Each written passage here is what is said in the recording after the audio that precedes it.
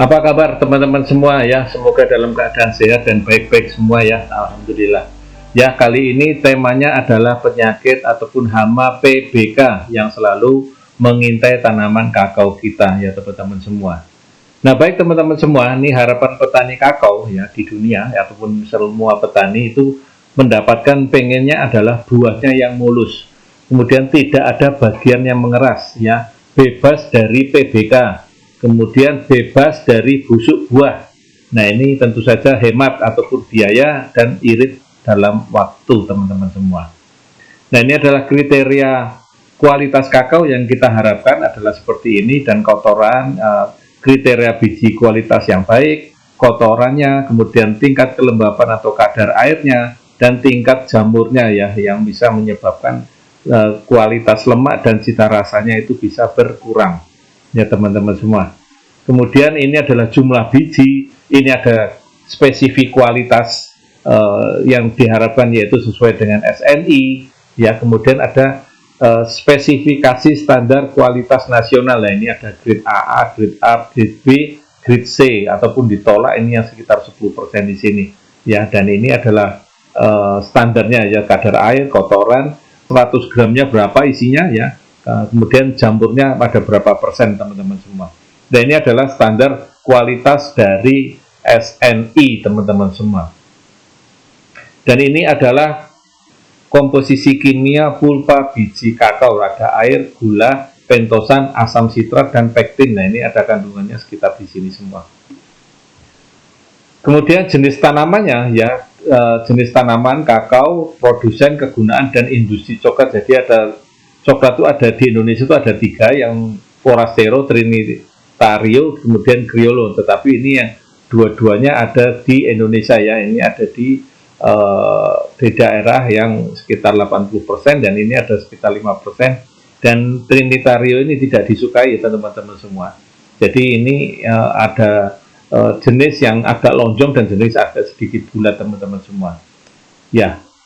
Nah, kiat memilih klon unggulannya, yang pertama adalah paham kriteria tanaman unggul yang memiliki produksi lebih dari 2 ton per hektar per tahun, kemudian tahan terhadap busuk buah atau VSD, PBK ya, kemudian bijinya kering dan berukuran besar. Nah, kemudian jelajahi kemungkinan yang lainnya, yaitu jangan mengambil indukan atau lokasi dari daerah yang pernah terserang busuk buah, VSD, ataupun PBK. Nah, kemudian cari dengan sesama petani, yaitu dari dinas lapangan ataupun dari dinas perkebunan ya teman-teman semua. Ya, ini yang penting adalah jangan mengambil indukan dari lokasi yang pernah ada penyakit busuk buah, VSD, ataupun PBK. Nah, kemudian yang ketiga adalah buahnya lebat ya, 5-100 buah per pohon per tahun. Kemudian buahnya terus-menerus ya, kemudian bijinya besar ataupun lebih dari 1 gram berat kering, dan tahan terhadap PBK, VSD, ataupun busuk buah. Kenapa sering disebutkan PBK, VSD, ataupun busuk buah? Karena ini adalah penyakit-penyakit yang ataupun hama yang utama pada tanaman kakao. Ya, dan ini adalah umur kematangannya ya, dari 0 hingga 150 hari ya teman-teman semua. Dan ini adalah pH-nya dari 3 ke 4 ya, jadi ini seperti itu ya teman-teman semua. Nah, ini adalah penggerek buah kakao ya, dimana ini adalah ada warna kuning dan warna hijau, dan kemudian ada bercak-bercak dan ada tempat untuk masuk ke dalamnya, ada titik di sini ya, di daerah sini. Kemudian selama 1 bulan ulat ini yang kecil ini akan masuk dan mulai mengulik dari dalam ini, jadi bijinya tidak bisa dimakan, tidak bisa diambil ya. Kemudian ini adalah penghisap buah kakao atau helopeltis, jadi bagian luarnya dihisap ya, tentu saja hanya bagian luarnya ya teman-teman semua. Jadi ini membuat buruk muka ya teman-teman semua ya. Jadi ada 2 gejala penggerek buah kakao yang masuk ke dalamnya seperti ini adalah ulatnya ya, dan ini akan merusak di dalam selama kurang lebih sekitar 1 bulan di dalam. Dan ini adalah tingkat serangannya, yang ini adalah sehat ya teman-teman semua. Kemudian ini yang ringan, ini yang serangan medium, ini yang berat, dan ini yang sangat berat yang tidak bisa diambil buahnya ya teman-teman. Nah, gejalanya seperti apa? Gejalanya adalah buah menunjukkan warna yang tidak merata kuning dan hijau ya, tadi kita sudah lihat. Dan jika digoyang berbunyi, jadi klotok-klotok-klotok begitu ya. Kemudian imago betina meletakkan telur pada alur buah muda yang berukuran 8-15 cm. Jadi imago betina itu meletakkan telur pada alur buah muda yang berukuran 8-15 cm. Dan larva akan masuk memakan plasenta sehingga biji menjadi tidak sempurna. Nah, kemudian biji berukuran kecil, tidak bernas, berwarna hitam, saling melekat satu sama lain ataupun lengket satu sama lain. Ya, dan ini akan masuk ke seperti itu, dan ini mulai tidak bisa dimakan. Ini adalah serangan yang sangat berat atau tidak bisa diambil buahnya teman-teman semua. Ini adalah siklus PBK ya, siklus PBK. Kemudian di telur, dari telur kemudian menjadi larva ini atau ulatnya yang memakan plasenta daripada kakao. Kemudian dari plasenta nanti akan keluar pupa, dan dari pupa akan keluar menjadi serangga ataupun imago, dan pupa ini nanti akan berada di luar kakao ya teman-teman semua. Nah, cara pengendaliannya bagaimana? Yaitu ada PSP ya, panen sering yang sering kita lakukan, yaitu panen sering. Jadi buah yang masih ada warnanya sedikit kuning ya, sedikit kuning itu mulai kita ambil ya, kita ambil. Kemudian kita melakukan panen sering di saat buah mulai masak dengan rotasi 1 minggu sekali ya. Kemudian diikuti dengan pemecahan buah dan penimbunan cangkang coklat pada saat itu juga. Jadi diikuti dengan pemecahan buah dan diikuti dengan penimbunan cangkang yang saat itu juga dilakukan ya teman-teman semua. Dan kemudian cangkangnya digunakan seperti apa? Cangkangnya ditimbun dengan tanah sedalam 20 cm ya. Ini yang penting adalah penimbunan cangkang teman-teman semua. Jadi sudah dipanen ya, saat agak sudah masak ya, awal masak masih ada warna kuning. Nah, kemudian itu kita petik ya teman-teman semua untuk menghindari penyakit ataupun larva yang berikutnya yang ada teman-teman semua. Nah, selanjutnya setelah kita melakukan panen sering, apa yang kita lakukan yaitu pangkasan atau pemangkasan ya, pemangkasan teman-teman semua ya. Ini ada sistem jordwet seperti itu, menjadi kayak anggur, gelas anggur ya seperti itu. Alatnya juga ada ya gitu, kita pakai palat gitu, jadi kita nggak perlu pakai menggunakan dengan tangga atau apapun, kita menggunakan dengan alat pangkas ya seperti itu akan lebih mudah teman-teman semua untuk menunjukkan angka menggunakan dengan alat ya teman-teman semua. Jadi jangan menggunakan dengan alat yang tajam dan tidak menggunakan dengan manual ya teman-teman semua, karena itu akan merusak tanaman itu sendiri. Nah, hindari pemangkasan pada saat musim kemarau. Jadi ini jangan menggunakan pemangkasan ataupun melakukan pemangkasan pada saat musim kemarau. Kemudian menggunakan alat pangkas yang tidak standar ya, atau tidak tajam atau bekas dari tanaman yang sakit, itu jangan ya teman-teman semua. Kemudian jangan memangkas dengan cara memanjat ya, ini akan merusak calon-calon ataupun bunga-bunga yang sebelumnya ya teman-teman semua. Dan jangan memangkas terlalu terbuka ya, cukup 30% sudah terbuka sudah gitu ya, jangan terlalu banyak ya teman-teman semua. Jangan memangkas cabang yang lebih besar dari 3 cm. Dan kemudian pangkas dulu tanaman pelindungnya. Ini yang penting adalah pangkas dulu tanaman pelindungnya, baru memangkas tanaman yang kita punya, kakao kita yang punya ya. Jadi kita mangkas tanaman pelindungnya, baru kita memangkas tanaman kakao kita ya teman-teman semua ya. Jadi seperti itu teman-teman semua.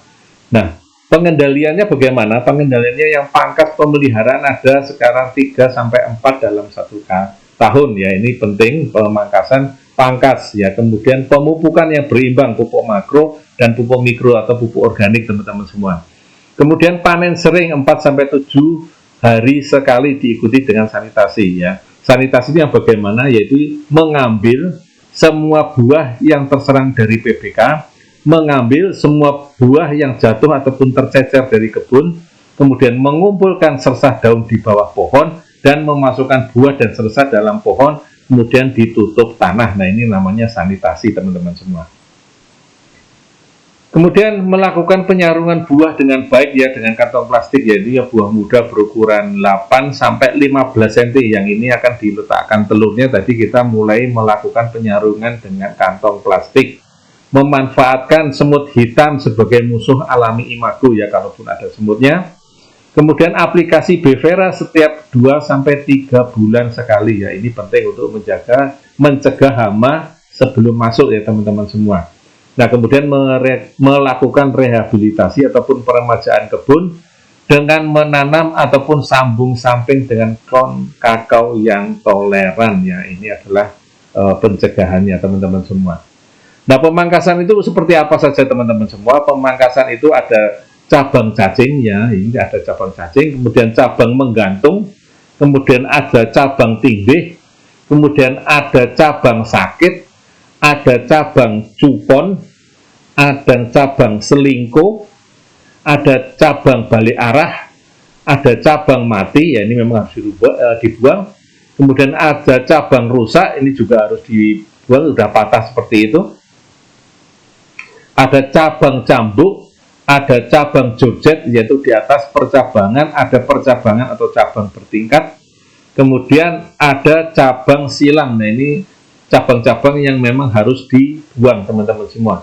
Nah kemudian ini ada lagi yaitu cabang rapat, ya tadi cabangnya sudah banyak dan rapat, kemudian cabang menjulang lebih dari 3,5 meter. Nah ini terlalu tinggi kalau di atas 3,5 meter. Kemudian ada tunas air, ini juga perlu dibuang ya teman-teman semua. Ya itu tadi percabangan ya, ataupun cabang-cabang mana saja yang harus dibuang. Nah kemudian yang kita melakukan sanitasi. Sanitasi yaitu dengan mengumpulkan cangkangnya, kemudian kita tutup dengan tanah, kemudian membuka jalan ataupun jajaran, yaitu di lingkaran ataupun di sepanjang bawah daun ya, ini yang bisa dipakai untuk telur, maka akan menjadi larva, larva nanti akan menjadi pupa. Nah pupa ini biasanya akan bernaung setelah keluar dari buah, akan bernaung di bawah daun yang kering. Nah daun yang kering ini kita pisahkan dari kelilingnya tanaman kakao ya, jadi ini dibuka dulu di sebelah sini, di bawahnya bersih dari daun-daun kering yang digunakan untuk pupa, untuk menjadi imago ataupun menjadi tempat untuk imago ya teman-teman semua ya. Jadi semua cangkang kakao, ini ceritanya adalah demikian, semua cangkang kakao apabila sudah terserang maka hama PBK harus ditimbun sedalam 20 cm. Kemudian biosahkan guma, seresah juga daun kering di pinggir piringan tanaman kurang lebih 1,5 sampai 2 meter. Dan bersihkan juga ranting kering ya tanaman yang tidak sehat, jadi bersihkan juga ranting kering serta tanaman yang tidak sehat.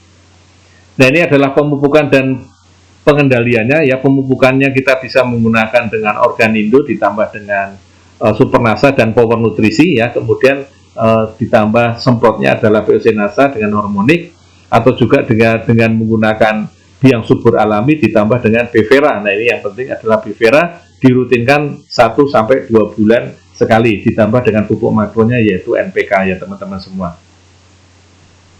Kemudian pengendaliannya itu masukkan buah dalam bentuk, jadi yang ukuran tadi 8-15 cm ya ini dimasukkan ke dalam buah yang ukuran pralon, yang ukuran agak kecil ya, kemudian dimasukkan untuk menjadi pemikat ataupun menjadi penahan daripada buah kakao yang untuk diserang oleh tanaman PBK, penggerek buah pada biji kakao ya. Ini adalah ditutup seperti ini ya, seperti itu. Dan jangan lupa ini adalah dibolongi teman-teman semua supaya tidak ada air yang terjebak ya, seperti itu ya teman-teman semua. Nah ini yang terserang penyakit Helopeltis tapi buahnya masih bisa diambil teman-teman semua.